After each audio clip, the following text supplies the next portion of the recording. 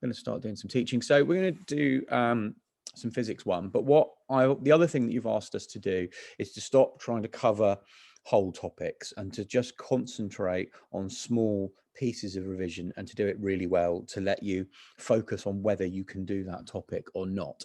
And we've been overwhelmingly asked that by year 11. So that's what we're going to try and do today. I'm just going to go through those 2 things that are there. There are some ideas in here that are really important to physics 1 if you're revising physics 1. But before we do that, let's just see what you got from last week. So quick poll. The other thing is to try and keep you from getting distracted during the webinars. So can you remember the name for the minimum energy for a reaction to occur? So this is from last week.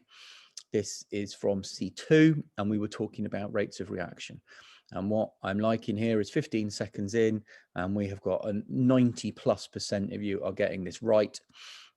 I'm going to let it run to 30 seconds, which is 5 more seconds now. So if you're thinking about answering it, do it now. 3, 2, 1, and I'm going to end that. And absolutely 92% of you knew that that was activation energy. So it would appear that things that from last week have stayed in. Let's just have another look at another one. So which one of these is the correct definition, or which ones of these are the correct definition of rates of reaction? You could choose more than one here. There are 2 possibles, and this is fantastic because, again, 15 seconds in, overwhelming majority of you are getting the right 2. There is a third one that's confusing people, so I'm going to go through that one in a second. I'm going to give it 5 more seconds. 5, 4, 3, 2, 1, and I'm going to stop it there and show that. Right. Now, the 2 right answers here were the bottom 2. The rate at which the products are made, or the rate at which the reactants are used up. Those are our 2 measures of rate of reaction. I understand why lots of people have put the rate at which the energy is released, but we don't use that to measure our rate of reaction because there are lots of other things that could affect that as well as the rate of reaction. I understand that one, but the only 2 things we need to think about are products and reactants. So fantastic. I'm going to just try 2 more of these before we get going on anything else. So if a reaction takes in energy from its surroundings, which one of those is it? Some of you are very fast off the mark. And again, this is overwhelmingly correct at 15 seconds in. We've got about 80%. Takes in energy from its surroundings. It's going quite well. 20 seconds in, about 75% of you have voted so far. No, 65, sorry. I'll give it 5, 4, 3, 2, and 1 at 70%. And it was endothermic. Right, I'm going to stop. I'm going to stop going over last week. I did have a few more, but let's get going on energy. Now, one of the things that's quite important when we talk about energy, I've just left this in because it's useful. These are the units that you need to know. Okay, so you need to know that everything to do with work and energy is measured in joules, that, you know, weight, all forces, including weight, are in newtons, and so on. It's just a useful thing to keep somewhere, to print this off, to write it out, to keep it, and to just to remind yourself, particularly of the more common ones, that you've just got in your head that everything has to be in meters, that everything has to be in seconds, and that you always remember to do those conversions if you're doing a calculation, because that's quite important. So I just thought I'd leave it in because it was quite useful. Now, I've taken lots of stuff out of this revision because I'm not going to try and cover everything. So I'm going to focus on a couple of aspects, because there are some things that I just don't think I need to for a group of higher students, not because I think you probably already remember it, but if you read it in a book, it's not going to confuse you. A system is an object or group of objects that can transfer energy. That's it. A light bulb is a system. A car is a system. We've got, you know, there's nothing complicated about that. Okay. We do need to talk about the words that we use. So when we're talking about energy, people often go off and talk about energy resources and energy types. In physics, we like to talk about energy stores. Things have a store of energy. That means there is some energy here, and it could go somewhere else. It could become a different type. It could be transferred, or it could go from place to place. So there's a store just means there is some. Okay, so we've got thermal store. Something that's hot has got a thermal store, store of thermal energy. Elastic, anything that has been pulled out or squished in has a store of elastic energy, and so on. Now, this is all quite simple for all of you, I would have thought, but you just need to make sure that those are the only words that you're using. That if we're describing energy, we're using store, and we're naming one of these stores. And if you're using a name other than those ones, you're not using the right words, because we're not allowed to use anything else. Those are the definitions of our energy stores. And then the other thing that's really important is, I mean, the reason that that's in an orange box with a red line around it is that's the definition that you have to know. The law of conservation of energy says energy cannot be created or destroyed, only transferred from one form to another. Okay, that is really important. And what's interesting is when I talk to year 11s, pretty much everyone always knows that. So clearly your science teachers over time have said that often and often. That's one of the most fundamental ideas in physics. You also need to remember that there are actually only four ways, four, there you go, ways that energy can be transferred. And we need to have an understanding of these pathways. It could be mechanical.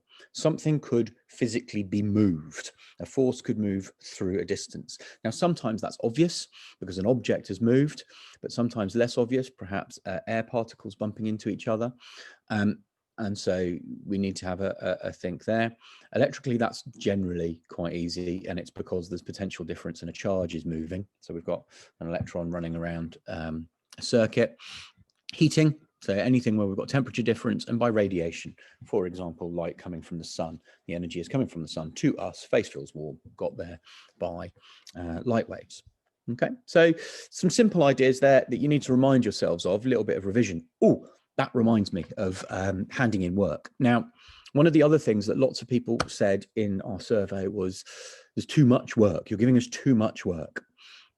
The idea is that we're giving you lots of, because you're year 11, because what we're trying to do is keep your revision running for you and keeping it fresh, we're giving you lots of different things so that you can find the best thing for you. Number one is please watch the webinars. 85% of you said you watch the webinars, so that's great.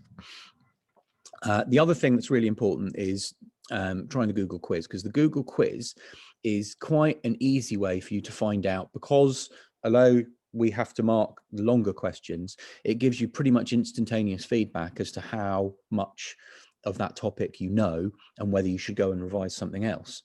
So those two things are important, the webinar and the Google quiz, because the Google quiz lets you know how you were doing. After that, you kind of got some choices. So there are some questions on the slides. Sometimes there are some exam questions there. But also you could be doing some revision of your own. And some people that I teach, 3 people, for their work, they did the Google quiz, but they also took a photograph of some revision notes that they made from the webinar and some flashcards they made from the webinar, and wrote me a little description of what they had learnt that week. I think that's brilliant. I think that's a fantastic piece of work. It's really important. It was really useful. So if you need to deviate from what you're set a little bit, because you're really good at, and I'm talking now to a group of higher tier students, you're really good at managing your own revision, and you think that what you want to do is better, then send it to your teacher and ask them. And the people that sent me that, I'm really happy with it. I think it's fantastic and it's really good. You do need to do the quiz. The quiz is important because that lets us and you know whether you actually know this topic or not. There's no point in going, oh, I know it all. Well, if you only got 10 out of 68 on the quiz, no, you don't. So you might need to go back and do some more revision or watch the webinar again. So here's an example of a pathway. So we've got a camping gas stove to boil water in a pan. You've got a chemical store in the chemicals that you're going to burn at one side. You're transferring that to a thermal store because the water gets hot and it is by heating. So there's our example. There's one that actually happens. So let's get into some calculations. So I put this in yellow. This is an equation you have to know. This is a nice easy one. Useful over total. Efficiency. Useful over total. Now, if you haven't got that written down anywhere, scribble it down on a piece of paper. If you remember it, that's brilliant, because let's just practice using an equation. Okay. Now, one of the things that I suggest you do after this webinar is there are some questions to do on these slides, but there's a Google quiz that I'd really rather you did first. And then perhaps if you don't already know all your higher tier, you have to know the equations. See, I can say this now because no foundation students here, you have to memorize the equations. So what you might be getting out of today's webinar is that you're going to make some flashcards and some revision notes on the equations, and you're going to memorize them by next week because I am going to test you on them. Okay, let's make this as lesson-like as we can. So there's your equation. So here we go. I'm going to give you some time to work out the answer to this. So I've poll 12 there is reminding me which one that I need to pick. So hopefully I can move this so that you can all see it. And then I'm going to put up the, well, I need to move it again so that you can all see it. And I'm going to put up the possible answers and you are going to pick the right one. I will leave this up for a while. I keep trying to move it so you can still read over the top of that. And let's see what we think the efficiency is. Useful over total. Useful over total.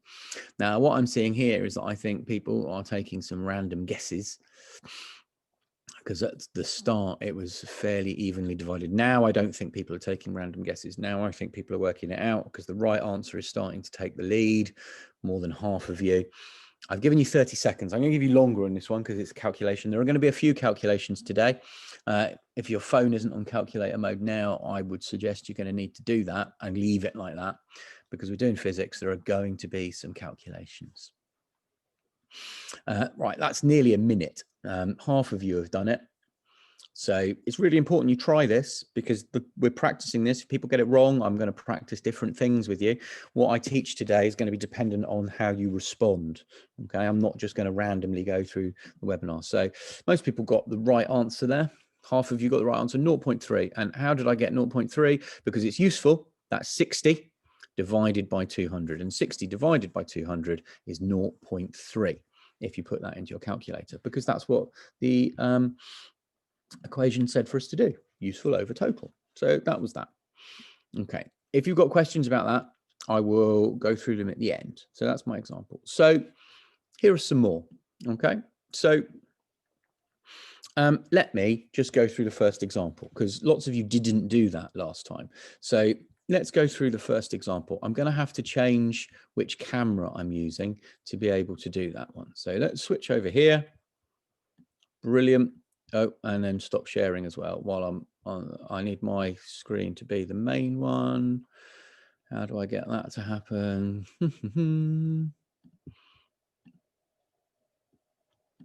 Let's do that. Right, so over here, I'm over here.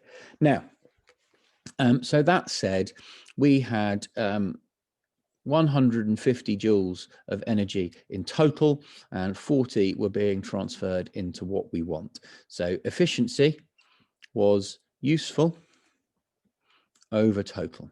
Okay, so that means that we have got 40 divided by 150. And if you bung that into your calculator, it's going to come out at 0.266 recurring. So I'm going to call that 0.27. Okay, efficiency has no units.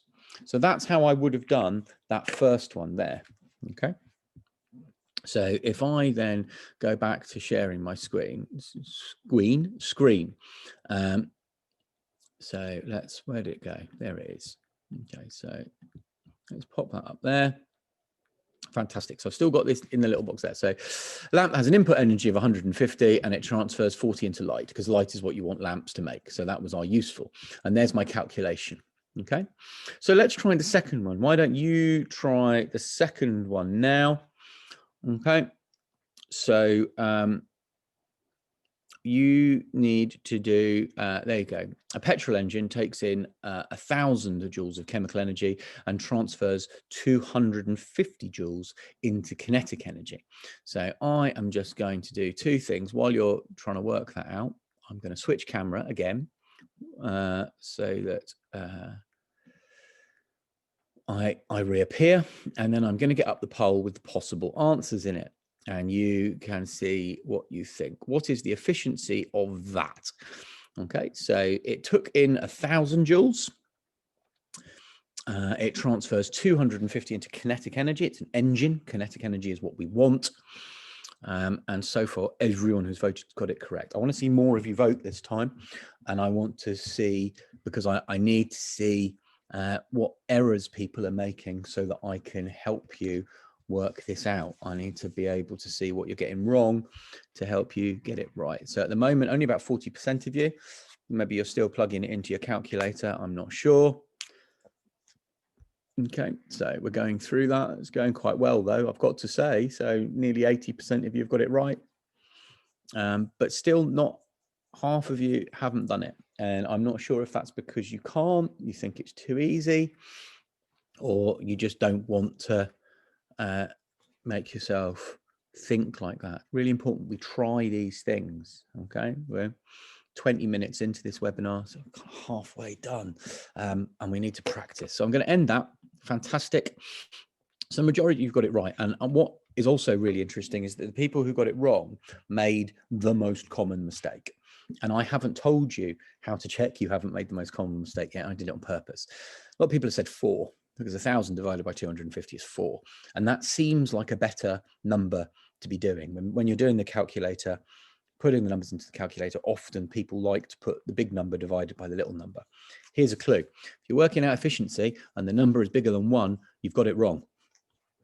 It has to be a decimal, because 100% efficiency, if something was perfect, it would give you 1. That would be the biggest number you could get. Nothing is 100% efficient. Everything is below 1. If your number is 1, you got it wrong. 1 or bigger, you've got it wrong. Okay. Now, here are some questions for you to practice. I'm not going to get you to do them now, but if you're unsure about that, or you think you've got it, then I would like you to try these questions here. You can answer them. I think there's a question. There you go. There's an answer slide there. That's not compulsory work, but if you want me or your teacher to check your calculations, it would be really good to insert them there. You might prefer to draw them on a piece of paper because you find that easier, and just insert a picture from your phone there. That might be a better way for you to do it. I don't know. But if you want it checked, here are some examples. So let's talk about another couple of equations. Here's one for you to learn. Okay, so this is a straightforward one. So the idea, people often use the word power when they're talking about energy, and they don't really mean power, they mean energy. Power is about how quickly energy can be transferred. Something that is powerful can transfer lots of energy in a short time. That's what powerful means. So if you have, I like cooking, if you have a powerful blender, it is able to turn more joules per second from the electrostatic store into a kinetic store, and so it blends things faster. That's what more powerful means. It can move faster. Okay, and here's another equation that you need to know. So again, at the end of this webinar, if you think, well, actually, I don't know these equations, well, then this week's work for you is to make some flashcards of these equations and learn them. The flashcards themselves are useless. You have to know the equations. And you need to know what the units are. Power is measured in watts. If any of you that are particularly into music, you'll know that speakers have their output measured in watts. That's how loud they can be, because it's how many joules they can convert per second into the sound that you want. Okay. So here are some examples of some power questions. Okay, I'm not going to get you to do these now, but they take some serious thinking, because you have to do work done. You're going to have to search that equation. You need the work done equation. It's force times distance, W equals FD. And then when you've worked out work done, which is energy, so energy is work done, it's the same thing, then you can work out power. This is a 2-step equation that requires you to do 2 things. First, you have to use work done as force times distance, then you can work out power. But it's not frantically difficult maths. We are talking about multiplying 2 numbers together using a calculator, or then dividing one number by another using a calculator. But you do need to practice as to whether you can do it. So if you do know the equation, if you don't, your work is to make a flashcard and learn it, because without knowing the equations, you can't do P1. If you do know it, then try these questions. Again, you can do them on a piece of paper, insert it here, and send it to your teacher. You don't have to, but if you want to know whether you're able to do them, If you do that, your teacher will give you feedback. Again, not trying to overwhelm you with work. You've got to do the Google quiz. Then after that, you might be making flashcards or you might be trying these questions. I don't know which you're going to do. That depends on how ready you are and whether you're doing higher tier, but you're working at a 5, or you're doing higher tier and you're working at a 7, 8, or 9. If you're working at 7, 8, or 9, you need to do this. This is really important. You have to do this. If you're working at a 5, you might be learning the equations. Right, let's do some more practicing. So here's an equation that I really like. I'm going to go through 2 now: gravitational potential energy and kinetic energy. So again, we need to know this equation, but here is an example question, okay, of how this would work. And this one, I'm going to model this one and show you how I would do it. Let's just stop sharing so that you can see my screen. So we have got up the top, we have got gravitational potential energy. There it is. And it is mass times gravitational field strength times height. Okay. Now they told us that the mass of that object, oh no, they didn't. Hang on. I didn't look at that one. Whoops. This might be the one I want you to do. Oh, yes, it is. Whoops. I want you to do this one. Right. So let me go back to what I was doing. Share. Present. Right. So I've just written out the equation again. So we've got mass times gravity times height. Now, unless you are told otherwise, you take gravitational field strength to be 10. You take gravitational field strength to be 10, unless you are told otherwise. It's actually 9.8, okay? But they will allow you to use 10 unless they tell you to use something else. So knowing that gravitational field strength is 10, and that the equation here is mass times gravity times height. What is the gravitational potential energy of that object? I'm sorry I started writing that down. That was for a different question. Hadn't quite got it all straight in my head. Brilliant. This is going extremely well. And I think the only reason people are getting it wrong is that they actually can't read those numbers on the screen particularly well because they're small. One of the things that surprised me in the survey was how many of you watch the webinars on a phone. And actually that obviously is going to make reading these things quite difficult. That's why today I've tried to make the wording on this as big as possible. Didn't realize how many people watched the webinar on a phone and then had the slides up on their computer at the same time. Clever, like it, wouldn't have thought of it myself. Right, brilliant. Most of you got that right. Let's do that. That's 2000. And the reason it's 2000 is that we've got 10 times 10 times 20. So we've got 100 times 20, we've got 2000. Brilliant, fantastic. So let's have a look at the next one. Now, this is the one that required me to switch my cameras. This is the sort of thing they're more likely to do on the higher tier paper, rather than ask you to directly just work out gravitational potential energy. Here, they have given you the gravitational potential energy and they ask for something else. Well, it's not as hard as it looks. It's not as hard as it looks. So let's stop sharing for a minute. Then let's switch camera. So you're looking at what I'm writing. And what I'd begun there was, there's my equation. I've written it out. I always write out the equation when I'm doing this. And the reason that I always write out the equation is that that really helps me in what I'm doing. So the numbers that they had given me is that they said it was 3 kilograms and gravitational field strength I'm going to take is 10, and I wanted H, and they've told me that that was 300 joules. So now this is all really quite easy, and I can hear some of you shouting at the screen that you know the answer already, but let's just work through in case the numbers weren't that easy. So we've got 300 is equal to 30, because I can do that, times H. So now I can do 300 divided by 30 equals H, and therefore H is 10 meters. Okay, so that's how I would work through that. That's how I would write it down in the exam. I would write the equation I'm using. I would write out the equation with what I've currently got, and then I would rearrange as I went down, making sure I put in the units. Because there's going to be a mark for getting this equation right. There's going to be another mark for substituting it correctly, and there's going to be another mark for getting this number at the end right. If I make some sort of glaring error as I go down, even though I'm getting it right, I'm at least going to have 2 out of 3. Just writing the number at the end is a very dangerous thing to do, because if it's not correct, you get nothing. And that's really not a sensible idea. What you want to do is maximize your chances of getting marks by writing down everything as you go through it. Okay, it's really, really quite important. So let's have a look at another one. Am I sharing screen? Brilliant. This is my favorite equation.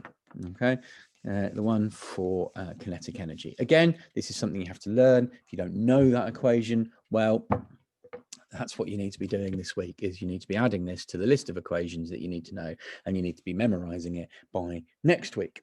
If you do know it, then what you need to be doing is try some of the questions on these slides. Either way, you need to do the Google quiz. So let's try a question with this. Now, here, I'd like you to do it on a piece of paper, or in your head, but on a piece of paper would be better. I'm not going to put up a poll. What I'm going to do is model the answer slowly as I go through. But let's see if you can stay one step ahead of me. Okay, so the things you need to write down are, it's got a mass of 25 kilograms, and it's got a velocity of 12 meters per second. What is its kinetic energy? So hopefully you've had a moment to note those down. 25 for the mass and 12 for that, because what I then have to do is stop sharing that screen and change my camera so that I can go through what I think this should look like in the exam. So I've got kinetic energy is equal to a half mv squared. I'm going to start off by writing that down, and then I'm going to write down what I've got there. So I've got 0.5, just because I prefer that bit of decimal. They said it was 25 kilograms, and it was going at 12 meters per second. So that's squared. So that then gives me 0.5 times 25 times 144, which is 1,800. And this bit's important, joules, because energy is always in joules. Okay, now working my way through this in the exam, this is probably a 3-mark question. So you've got 1 mark for knowing the equation. You can have written it like that, or you can have written it like this. I think it's better to write it out like that first, just in case you make a mistake as you do this. Then I've correctly worked those out. So that's another mark. So there's 1 for the equation, there's 1 for this number, and there's 1 for knowing it was joules. Really important to put that down. If you're unsure about this, there are lots and lots of really good practice questions like this in the Key Stage 4 revision folder that I've given. There are lots of them in lots of the revision books. Something that's quite important is being able to rearrange this equation. That's something that is much more difficult, and I'm not going to go through today because I'm just talking about some basic revision. So let's swap back to my face. Sorry about that, everyone. And let's just press on with the last little bit of revision here, so that we can have a look at this, and then I'll take any questions. So there are some things here for you. Oh, come on, share screen. There are some things here for you to test yourselves. So you need to know those equations. If you reckon you know all of the equations, write them down, print that out, write them down, whatever. This is for testing yourself. If you do know them, brilliant. Then you know that's half the equations for P1, and you're brilliant. You know them, and it's great. If you don't, look them up, find them, learn them, flashcard. That's a week's work. That's fantastic, along with the Google quiz and watching this. Here's an example of a worked equation that you have to do 2 things for you to try. Again, you don't have to try it, but it might help you. A little bit of current electricity. We've got a few minutes. Let's do a little bit of current electricity. I'm going to do a couple of the things that always really confuses people, and I hope I'm going to make, I hope they're going to make them, sorry, I'm just wiping what I wrote on the whiteboard there. I hope they're going to make things a little bit easier for people. So first of all, learn these. You must know what these are. It's really important. If you don't, again, it's flashcard time. Okay, this might be the bulk of what you're doing this week. I might have actually set you off doing some science revision in terms of equations and symbols. They're really important. Learn them. They're not going to tell you them on the higher paper. So there's some of the names. They're not in the right order. I've not put them in the right order. You're going to have to match them up. Again, this isn't a task that you have to do. This is a task that you should be able to do already. And if you can't, then you need to go back and do this before you do anything else. So these are definitions you have to know. And again, you might be able to type the definitions in there before you look at the slides. You should know what charge is, current, and potential difference. They're really important and they're fundamental to P1. I've given you the definitions afterwards, but I'm going to flick past them really quickly because you might want to test yourselves. Again, it's a flashcard. Okay, you'd have to know the definitions. Here's what I'm going to explain to you. I'm going to talk about current and potential difference in series and parallel circuits, because knowing how these behave allows you to answer quite a lot of questions on circuits. And again, it's actually not as complicated as people seem to think. Okay. So let's start off with the straight off. So current is a flow of charge, a flow of electrons. The electrons are toddling around that circuit there. There's my cursor, and round they go. Actually, they go this way because they come out negative. And they go there. Now, in a series circuit, the current series the same. In a series circuit, the current is the same the whole way around. So if the current here is 2 amps, the current here is 2 amps, and the current here is 2 amps, and the current here is 2 amps. Because the current has to be the same all the way around. If you've got 2 electrons coming out of the cell, going down the wire, there have to still be 2 electrons going through the bulbs, has to be 2 electrons coming all the way back, there have to also still be 2. Okay, so the current is the same in a series circuit all the way around. Okay, and then we go on to current in a parallel circuit. Now the thing is, in a parallel circuit, those 2 electrons have got a choice. So down they come here, 2 electrons, one of them goes off down there, and the other one will toggle around the other way. So if we had 2 amps here, that means we would have 1 amp here and 1 amp here. So in a parallel circuit, the current splits. Same in series, splits in parallel. Same in series, splits in parallel. So that's current. The current is the same all the way around a series circuit, but it splits in half. If there are 2 options, if there were 3 options, it would split in 3 in a parallel circuit. Now, for the moment, I'm only talking about the bulbs being identical. There's a whole other thing to come on to if we've got different bulbs or different components. But for now, let's just stick with identical components. So let's talk about potential difference. So potential difference is the amount of push, the amount of energy that that charge is being given as it goes round. Okay. Now, if those electrons are going through 3 bulbs, some of their energy gets used up in the first bulb, then some in the second bulb, then some in the third bulb. So if we had 6 volts across the battery there, that's a battery of cells. If we had 6 volts, then what would happen is the potential difference divides up. So if the bulbs are identical, it says it there, each bulb is going to get 2 volts of potential difference. Because in series circuits, the potential difference splits. So in current in series is the same, potential difference in series is different. They're always opposites. It's an easy way to remember, and I'm getting to that at the end. So we would have 2, 2, and 2. In a parallel circuit, the opposite is true. If you've got 4 volts here, you have 4 volts everywhere, because all of the electrons going around have all got 4 volts, and they can go all sorts of different ways, but they've all got 4 volts. So 4 volts, oh, look, I'm in the way of that. 4 volts and 4 volts. Okay, so let's summarize that. This is the flashcard. In a series circuit, current is the same. Oh, that should say potential difference, not voltage. I missed changing one. That should say potential difference. Do not use the word voltage. It is a bad word. Okay, we use potential difference. It's measured in volts, but it's potential difference.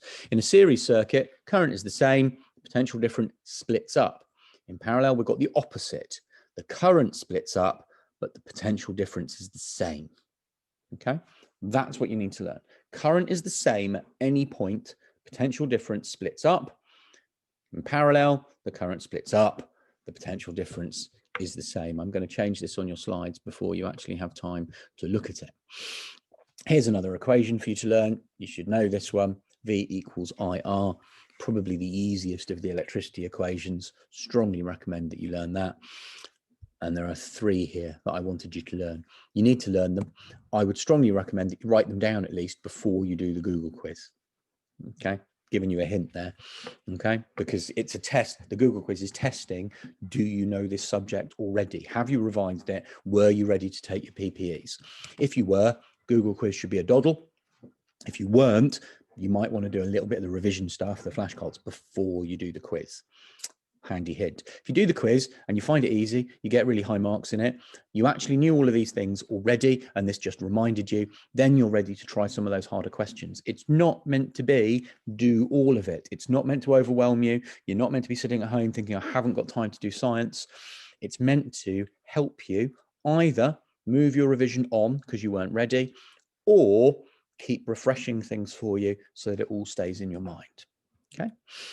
These are some of the things that people previously have found difficult. So the first thing you've done is you've watched this. The second thing you've done is, if you needed to learn the equations, you've made some flashcards of them. Then you've tried the Google quiz. If you then have time, or you feel that actually you didn't need to make flashcards, then you're doing things like trying to answer these questions on the slide. It says on it, on the slide, and your teacher will mark those for you. This is more advanced. So here are some more advanced questions. Okay, this one, you need to fill in the blank ammeter readings. These questions are more advanced. If you knew these equations, if you don't know the equations, learning them and the quiz, that's what you have to do. Work done.